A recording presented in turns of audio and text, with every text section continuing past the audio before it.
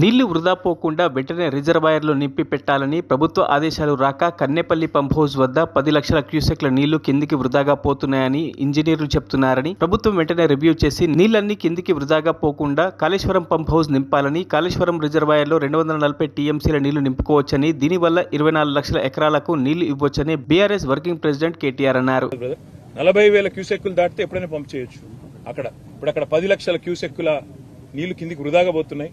వందలాది టీఎంసీల నీళ్లు కిందికి పోతున్నాయని చెప్పి ఇంజనీర్లే చెప్తా ఉన్నారు. ప్రభుత్వ ఆదేశాలు రాలేదని చెప్తున్నారు. కాబట్టే మేము ప్రభుత్వాన్ని కోరుతున్నాం, వెంటనే రివ్యూ చేయండి, చేసి రైతుల గుండెల్లో భరోసా నింపండి. ఎప్పుడైనా చిన్న ఇదేం పెద్ద అర్థం కాని ముచ్చట కాదు బ్రదర్. ఎప్పుడన్నా మన ఇంట్లల్లో నీళ్లు వస్తాయి, ప్రతిరోజు గంటనో 2 గంటలో నీళ్లు వస్తాయి. ఇది మున్సిపల్ నీళ్లు. ఏం చేస్తాం మనం? ఇంట్లుండే బిందెలన్నీ నింపుకుంటాం, ఇంట్లుండే కుండలన్నీ నింపుకుంటాం, డ్రమ్ములు ఉంటాయి డ్రమ్ములు నింపుకుంటాం, పెట్టుకుంటాం. ఎందుకు? వచ్చేది గంటనో 2 గంటలో కాబట్టి దెబ్బన నింపుకొని పెట్టుకుంటాం. మేం చెప్పేది కూడా కదే.